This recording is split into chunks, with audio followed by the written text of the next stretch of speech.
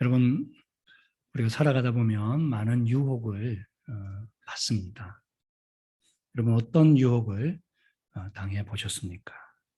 이 유혹이란 사전적 정의는 깨어서 정신을 혼미하게 하거나 좋지 아니한 길로 이끄는 것, 이렇게 기록합니다.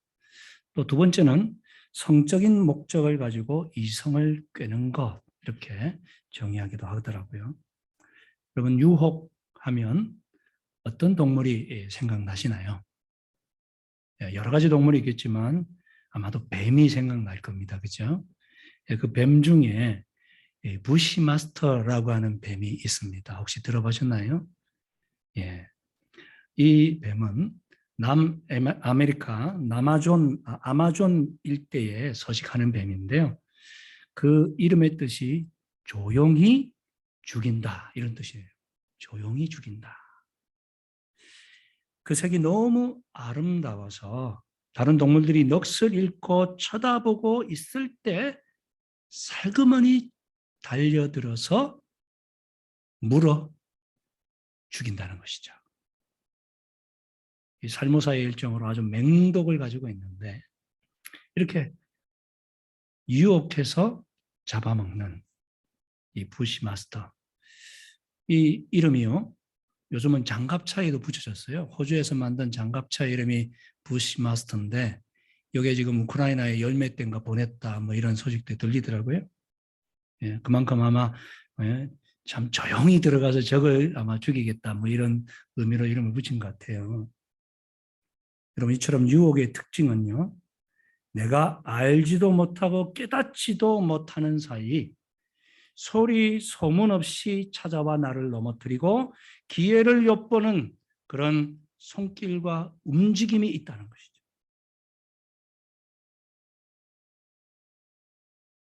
이 유혹과 비슷한 단어가 있는데 유인이라고 하는 단어입니다. 이 유인의 뜻도요, 어떤 사람으로 하여금 무엇을 하도록 고무시키거나 자극하는 것. 막 칭찬을 막 해가지고요, 스스로 막 들떠서 뭘 하도록 유인하는 거예요. 그리고 자극하는 거죠. 자존심 막 찌르고. 다른 말로 꼬드긴다, 이렇게 표현할 수 있겠죠. 기업에서는 인센티브 이렇게 말을 쓰더라고요. 뭐 긍정적으로 좋은 의미로는 보상하고 장려하는 거죠. 그 일을 잘할 수 있도록. 그러나 나쁜 의미로는 유인하는 거죠. 인센티브, 유인하는 거. 역적자 품목을 잘 팔아서 그렇게 하면은 내가 인센티브 줄게, 이렇게.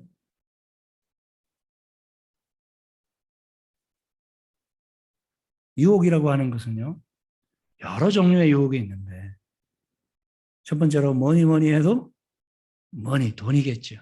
이 돈의 유혹 앞에 장사가 없습니다. 지금도 새로운 정부가 들어서서 여러 요직의 인사들을 등용하고 싶은데 청문회 때마다 나오는 주 문제가 뭡니까? 돈 문제죠. 예. 부정하게 뭐 투자하고 부정하게, 그죠? 또한 물질의 유혹, 남의 물건을 탐내는 것. 그런 사람이 있더라고요. 외제차만 보면 사죽을 못 쓰고 훔치고 달아나는 연예인이 예전에 있었어요. 각아무개라고 하는 사람. 그 사람은요, 지나가다가 술을 한잔 했는 것 같아요. 외제차인데 자기가 타보고 싶었던 차인 거예요. 마침 키가 꽂혀 있고 사람이 없어. 그냥 타고 시동 걸고 도망가 버렸어요.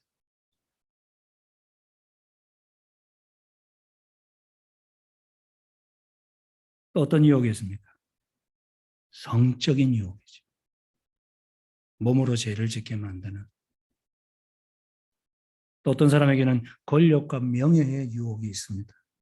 높은 자리에 앉기 위해서라면 그동안 그렇게 신뢰관계를 유지했던 그 사람조차도 배신해버리는.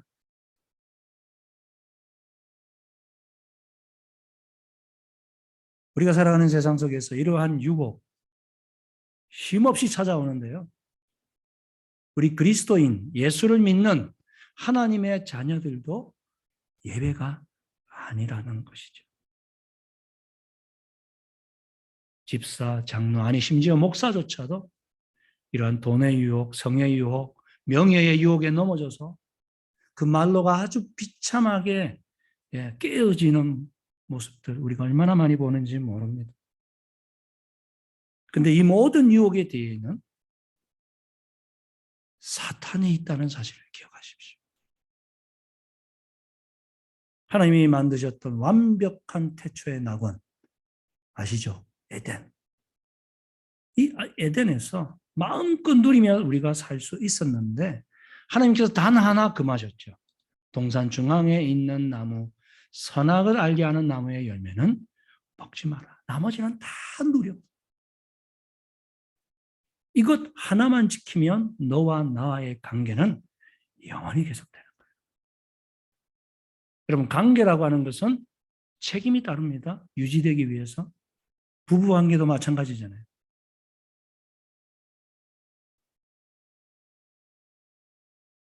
그냥 같이 산다고 다 부부가 아니잖아요. 결혼을 하고 부부의 연을 맺는 이유는 책임을 지겠다는 거죠. 상대방을. 하나님과 우리 사이에도 부모와 자식이 되었을 때는 그 책임을 지는 관계. 말씀대로 내가 살죠. 그러면 내가 모든 건 너에게 모든 걸 책임지마. 근데 이 유혹을 이기지 못하고 이 책임을 지지 못하고 뱀의 유혹에 이끌려 그만 따먹고만.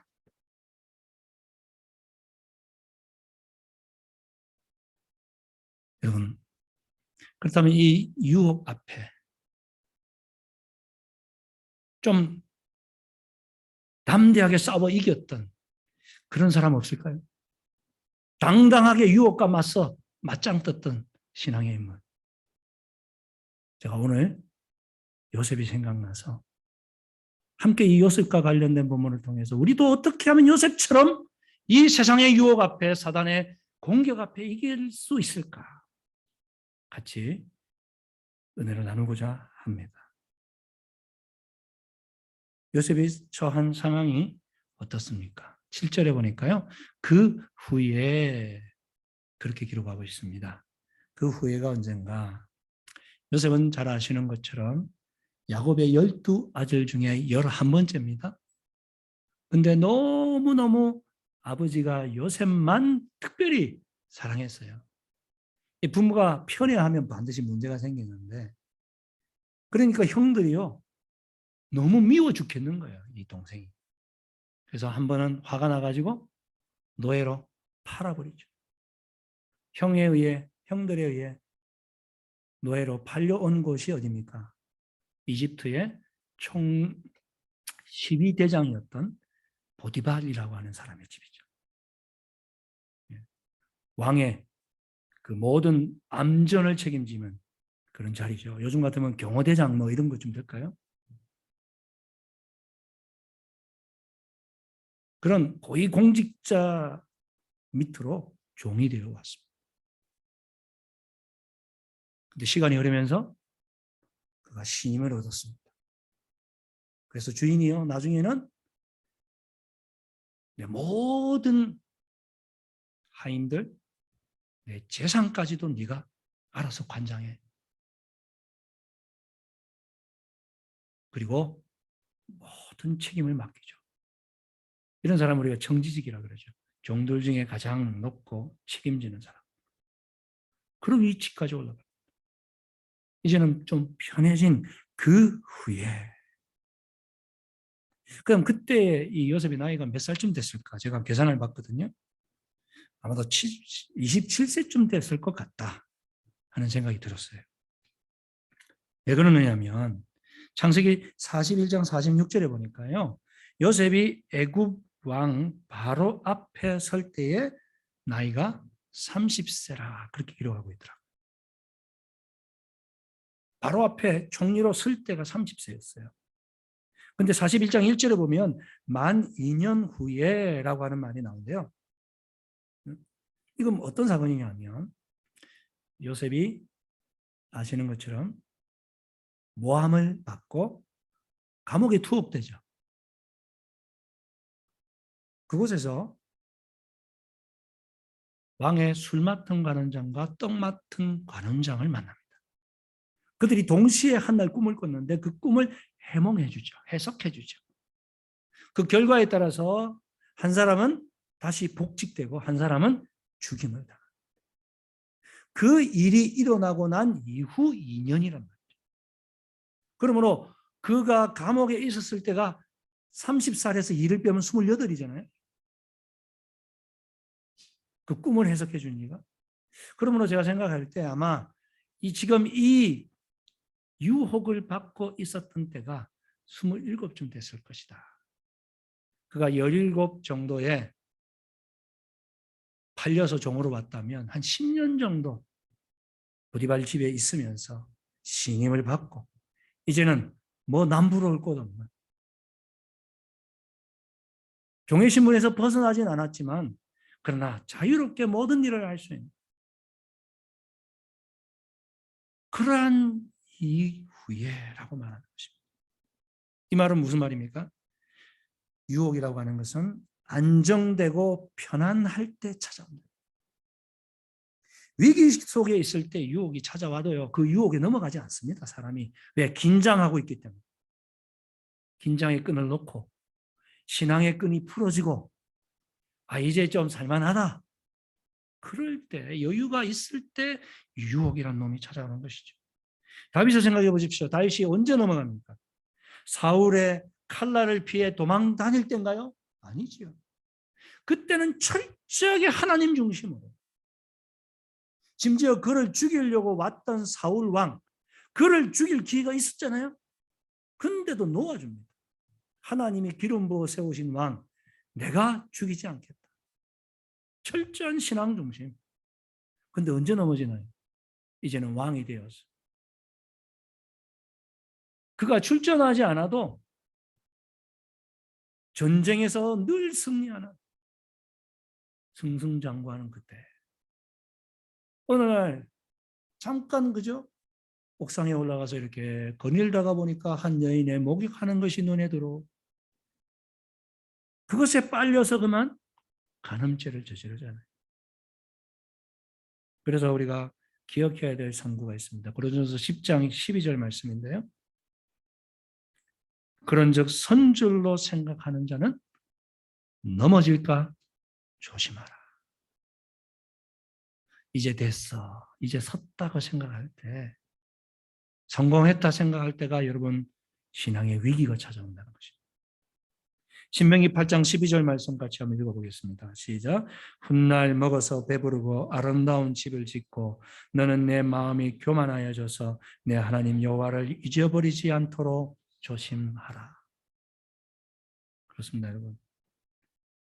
배부르고 아름다운 집에서 살고 그러면 나도 모르게 교만이 찾아오는 거예요. 내가 한 것처럼.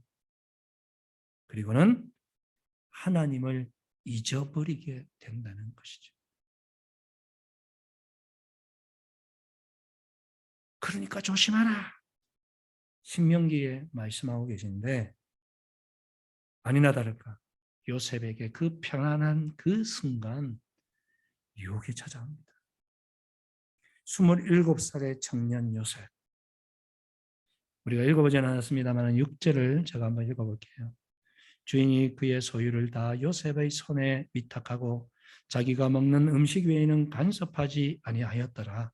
요셉은 용모가 빼어나고 아름다웠더라. 27의 청년은요, 피가 끓습니다. 그죠? 네. 근데 이 요셉이요, 용모가 빼어나게 아름다웠다. 그렇게 기록. 그냥 아름다운 게 아니고 빼어나게. 요즘으로 따지면 한국의 어떤 배우가 아주 잘생겼습니까? 네, 저는 이 박보검을 좋아하는데, 그죠? 잘생겼죠, 박보검. 저희 아내도 그냥 보검 나오는 드라마 네, 같이 보면서, 야, 참 잘생겼다. 참. 애가 참 어떻게 선하게 생겼냐. 선하게 잘생겼어, 그죠?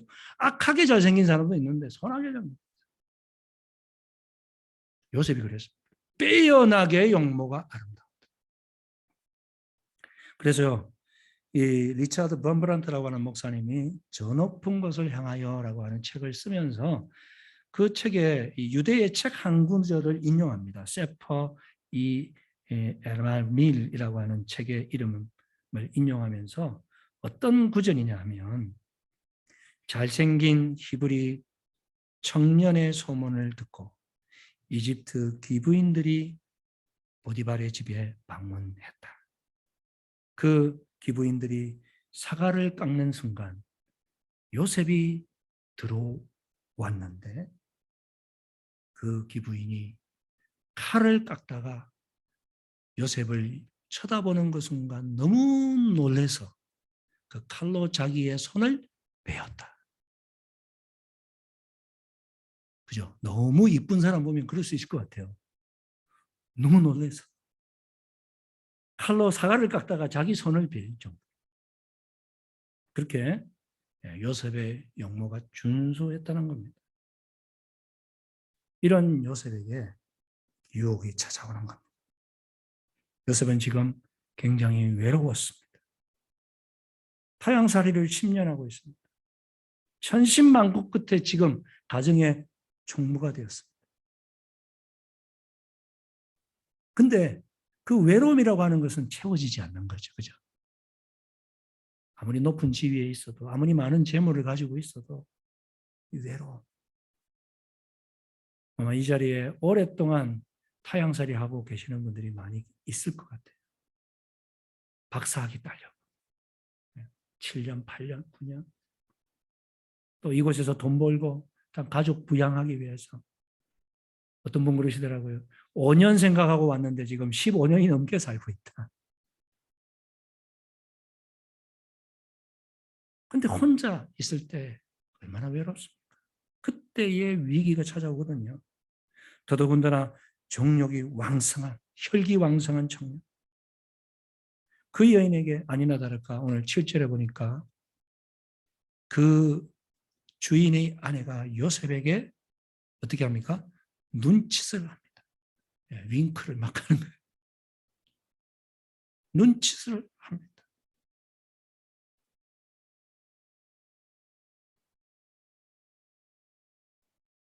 노골적으로 이제는 야, 동침하자 라고 말을 하고 있습니다. 여러분 이런 유혹 받으실 때 있잖아요. 그렇죠? 남자뿐만 아니라 여자도 마찬가지죠. 10절에 보니까요. 이제 그 요구가 강해집니다. 여인이 날마다 요셉에게 청하였으나 날마다 이 욤이라고 하는 히브리어 이것은요 매 순간을 가리킵니다. Day after day 날마다 매 순간마다 하루에도 몇 번씩 눈이 마주칠 때마다 윙크를 하면서 자꾸 부르는 거 얼마나 마음에 부담이 됐겠습니까? 드디어 결정적인 날이 찾아왔습니다. 11절에 보면 그러할 때에 요셉이 그의 일을 하러 그 집에 들어갔더니 그 집 사람은 하나도 거기에 없더라. 하나도 없어요. 그 여주인과 요셉만 탁 있는 상태. 아이고 요셉의 마음이 얼마나 흔들렸을 거예요. 아무도 없는데.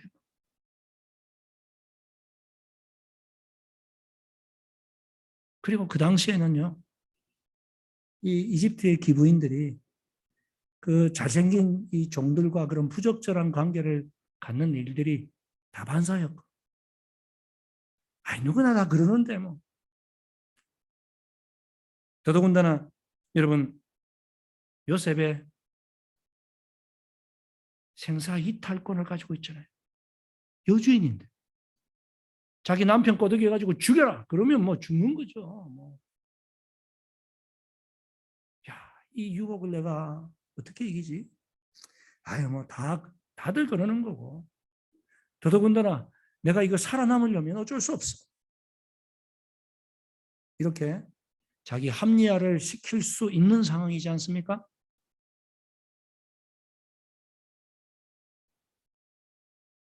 우리에게도 이러한 유혹이 찾아온다는 거죠. 유혹에는 단계가 있습니다.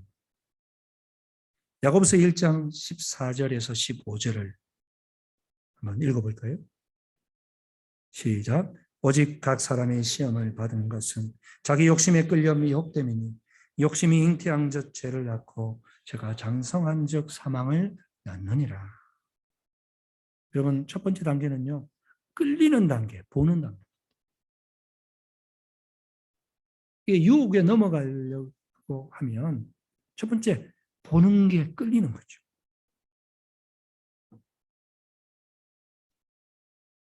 우리 사랑하는 우리 남성들, 우리 성도님들, 우리가 길거리 지나가다 보면 정말 이쁜 러시아 아가씨들 지나가잖아요. 그죠? 그때 우리가 실컷 볼 수는 있습니다. 사람인데. 아름다운 하나님이 만드신 창조물을 볼 때 여러분 눈이 가죠.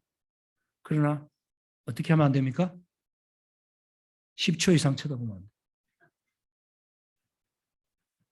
그럼 끌려요.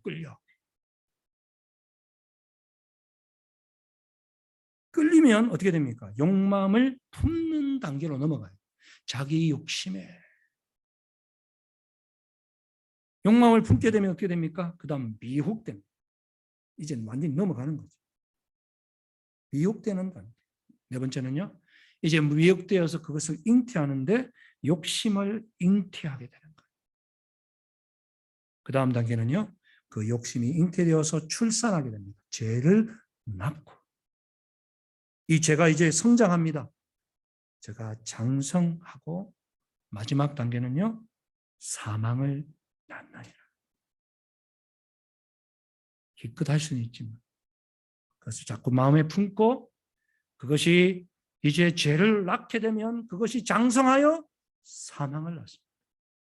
가정이 깨어지고 내 삶이 박살나는 그러한 사망이 찾아옵니다.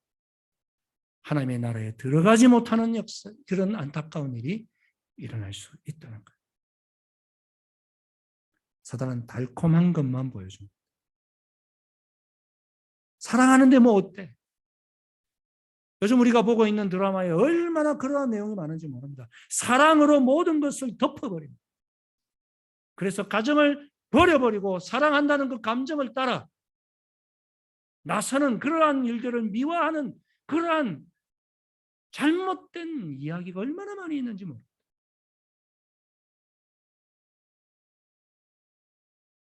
이제 방학의 시즌이 찾아왔습니다. 부인과 아이들이 여러 가지 이유로 고국을 방문하게 되죠. 길게는 2달씩, 석 달씩 혼자 있게 될 우리 남편 여러분 조심하셔야 됩니다. 외로울 때, 혼자 있을 때 그때 사단이 찾아옵니다. 유혹하는 거예요. 아무도 몰라. 어때? 괜찮아? 한 번인데 뭐. 여러분 이러한 유혹 어떻게 이길 수 있을까요? 요셉은 어떻게 이겼습니까? 오늘 첫 번째로 보니까 8절에 보니까요. 요셉은 거절하며 라고 기록합니다. 단호하게 거절했다는 거예요. 그런 유혹이 찾아올 때 안 돼! 이렇게 말해요. 나 자신에게 안 돼! 그리고 유혹하는 사람을 향해서도 안 돼!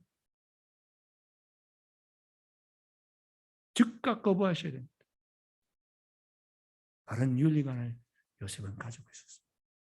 그래서 뭐라고 이야기합니까? 그는 8절 9절에 이 보디발의 아내를 설득하기 시작합니다. 자기 주인의 아내에게 이르되 내 주인이 집안의 모든 소유를 간섭하지 아니하고 다 내 손에 위탁하였으니 이 집에는 나보다 큰 이가 없으며 주인이 아무것도 내게 금하지 아니하였어도 금한 것은 당신뿐이니 당신은 그의 아내임이라. 그런즉 내가 어찌 이 큰 악을 행하여 하나님께 죄를 지으리까?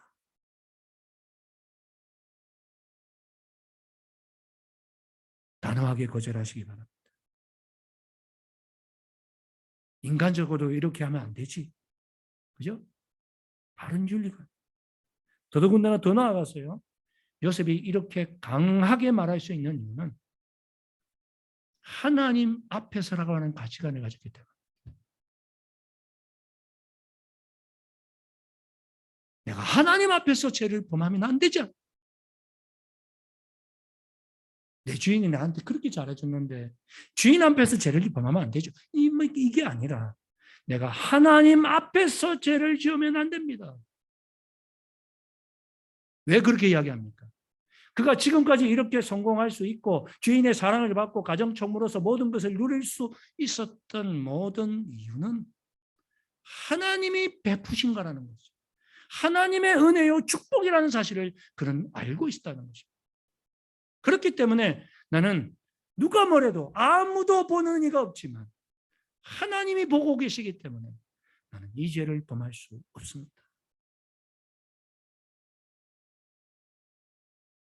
사람의 시선을 보지 마시고 하나님의 시선을 보시기 바랍니다. 하나님 보고 계십니다. 그럴 때 우리가 이 유혹을 이겨낼 수 있습니다. 더불어서 그럼에도 불구하고 이 보디발의 아내가 너무너무 강하게 아무도 없을 때니까요. 그때 붙잡았죠. 강하게 붙잡았어요. 저 같으면 어떻게 했을까? 그런 생각을 해봤습니다. 제 아내가 제 성격을 잘 알거든요. 누가요, 제가 좀 이렇게 몸을 이제 생각해야 될 나이잖아요. 50대니까. 근데도 누가 자꾸 강건하면 단 거 자꾸 먹게 되고. 밥을 먹었는데도 맛있는 게 또 있으면 드세요. 괜찮아요. 나도 모르게 슥 넘어가서 먹더라고요. 저 같으면 요셉처럼 그렇게 이겨냈을까? 슬며시 강건하니까 막 잡아 끄니까 슬 끌려갔을 것 같아요. 근데 요셉은 그러지 않았어요. 성경에 뭐라고 이야기합니까? 그는 피하여 도망했어요. 잡아 끄니까요. 겉옷을 그냥 내팽개쳐 버리고 도망갔어요. 여러분, 유혹 앞에서 도저히 내가 견딜 수 없을 때는 도망가야 된다. 그 자리를 피해야 된다. 요셉은 그렇게 했습니다. 디모데전서 6장 11절에 이렇게 기록합니다. 너 하나님의 사람아 이것들을 피하라. 내가 도저히 감당할 수 없을 때는요. 피하는 게 최고의 상책이죠. 고린도서 6장 18절에도 음행을 피하라. 음행과 싸워라 이렇게 말씀 안 하셨어요. 은혜는 여러분 싸워서 이길 수 있는 대상이 아닙니다. 얼마나 강력한지요. 이건 피해야 되는 거예요. 그런 자리를 벗어나야 되는 거예요. 만들면 안 됩니다. 왜냐고요? 왜냐하면 그 뒤에는 사단이 있기 때문에 그렇습니다. 창세기 3장 1절에 보니까 뱀은 가장 강교하더라. 얼마나 강교한지 우리의 아킬레스건이 무엇인지를 너무너무 잘 알고 있는 사단이 그것을 쥐어 파고 들어오는 것입니다. 근데 피하는 것만으로 이길 수 없습니다. 어떻게 이길 수 있을까요? 창세기 41장 38절을 다 같이 한번 읽어보았으면 좋겠습니다. 바로가 요셉을 보았을 때 고백하는 내용인데요. 읽어보겠습니다. 시작. 신하들에게 이르되 이와 같이 하나님의 영에 감동된 사람을 우리가 어찌 찾을 수 있으리요? 하고 요셉을 바로가 만났는데 이와 같이 하나님의 영에 감동된 사람을 우리가 어디서 만나겠냐? 바로가 봐도 성령 충만한 사람이고 모든 것을 말을 하는데 해석을 할 때도 내가 할 게요가 아니잖아요. 하나님께서 해석을 주실 겁니다. 성령, 하나님의 영에 감동된 사람, 우리가 유혹을 이기려고 하면 성령에 감동되어야 됩니다. 그래서 갈라디아서 5장 16절 말씀에 보면 너희는 성령을 쫓아 행하라. 성령을 쫓아 행하라. 성령이 어떨 때 우리를 감동하십니까? 예배의 구성 요소 중에 다 들어가 있습니다. 여러분, 외롭고 갑자기 막 그런 유혹이 막 찾아오고 그럴 때 찬양을 부르시기 바랍니다. 찬송을 부르십시오. 힘차게. 언제까지? 그 생각이 떠나갈 때까지 찬양을 부르십시오. 그리고 기도하십시오. 그리고 날마다 주어지는 그 말씀 묵상 있잖아요. 그죠? 단톡에 나오는 말씀을 읽고, 그리고 우리 성경 통독하는 거 다시 한번 읽고, 여러분이 잘 알고 있는 성경 구절을 외우고, 그럴 때 성령의 충만이 우리에게 임하는 줄 믿습니다. 성령이 나를 사로잡아야 유혹을 이길 수 있습니다. 그렇지 않으면 우리는 절대 백전백패합니다.